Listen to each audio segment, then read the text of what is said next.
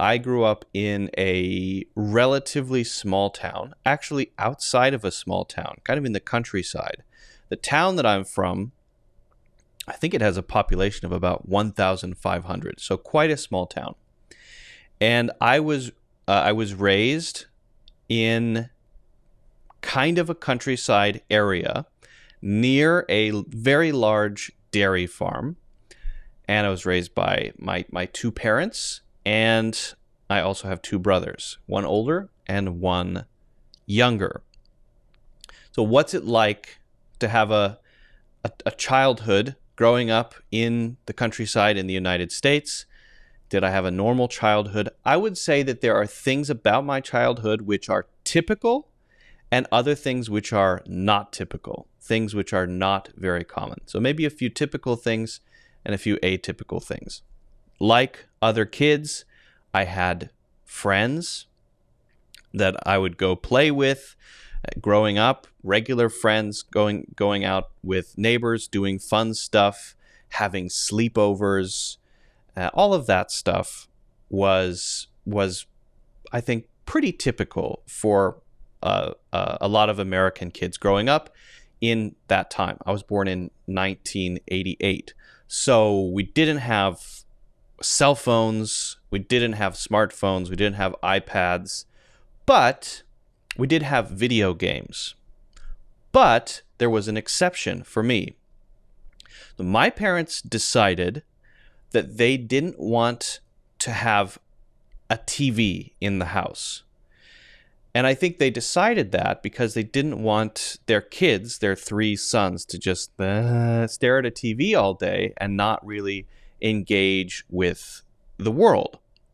Now, at the time when I was a kid, I would look around at my friends and feel obviously not too happy about that because they all had TV and watched movies all the time and watched a lot of cartoons and played a lot of video games. But I didn't get to do a lot of that because we didn't have a TV at home. Now I think that that was actually a very wise decision of them in hindsight as an adult. So I was a weird kid in that sense. My friends all thought that was crazy that we didn't have a TV. But then what did I do instead of having a TV?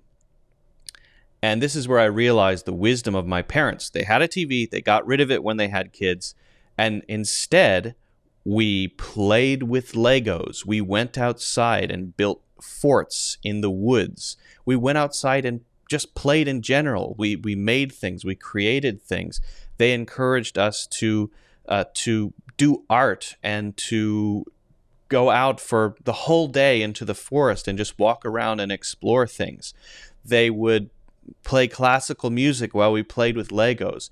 They bought us books. They gave us great books to read. I read a series of books when I was a kid, very, very early, about famous people, biographies of famous people. So we were reading a lot, and they would read to us a lot.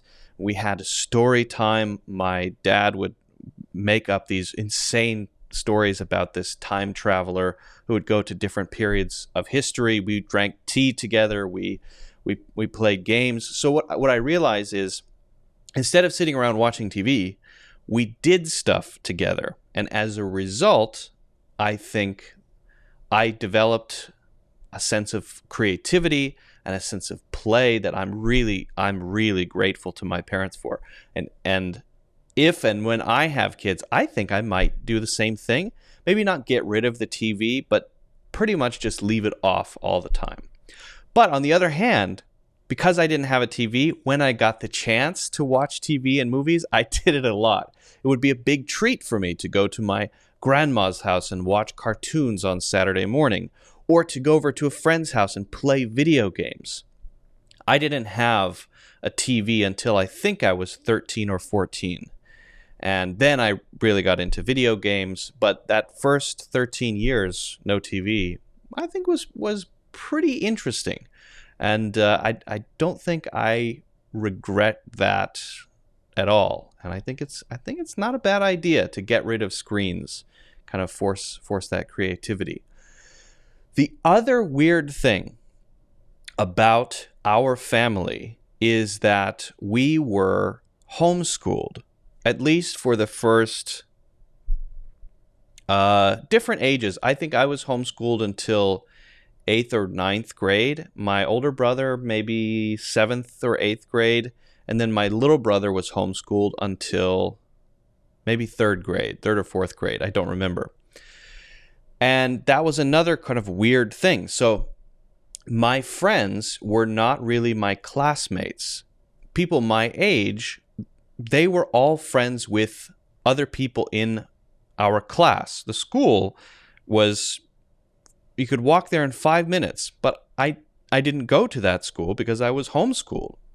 So I knew some of those kids, but we weren't very close. So my friend situation was a little weird. My friends were neighbors because they lived nearby, and other kids who were homeschooled because there were homeschool groups where parents and their kids would get together and do activities, field trips, things like that. So I had some other homeschool kid friends, but it's not like we saw each other every single day.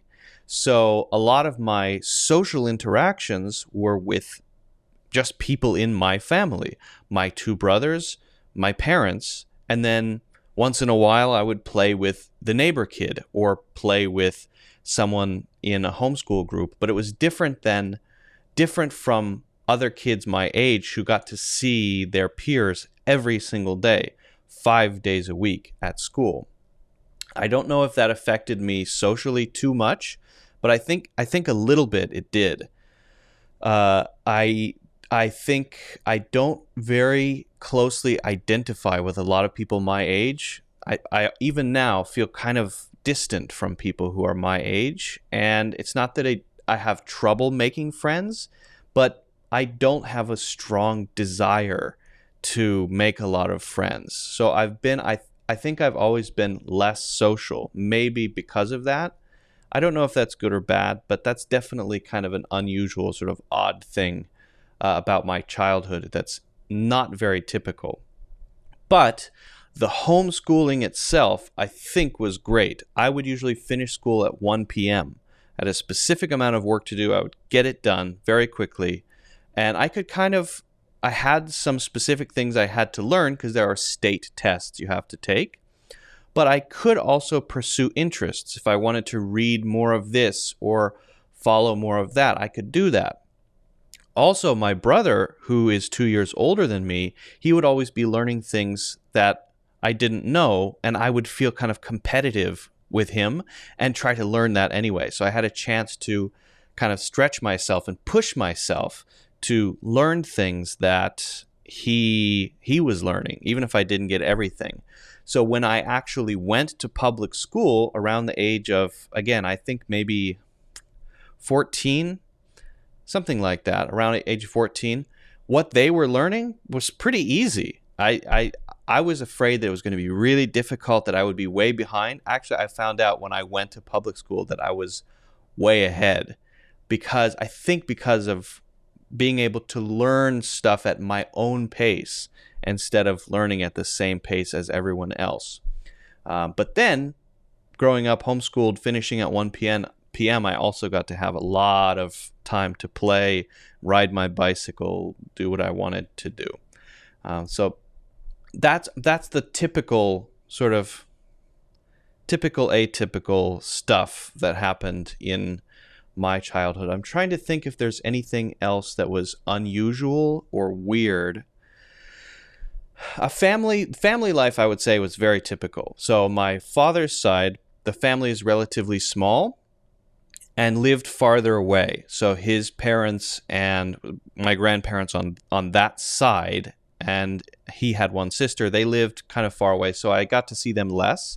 But on my mother's side, there are many more of them. My mother has 4 brothers and sisters, 4 siblings, and her parents, my grandparents, they're in their 80s, but they're doing very well.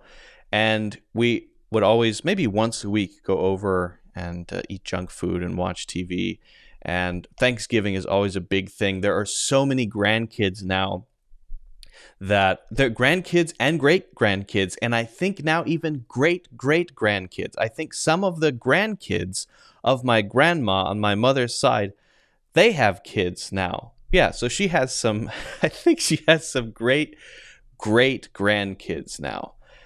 So Thanksgiving or Christmas, any big family event, is 50 people or something like that. It's a huge thing because the family is so large. And I remember one time a few years ago, I was at Thanksgiving and everyone was there eating, 30, 40, 50 people. I don't know how many people. And I turned to my grandma and I said, "Isn't it crazy that you made all of this?"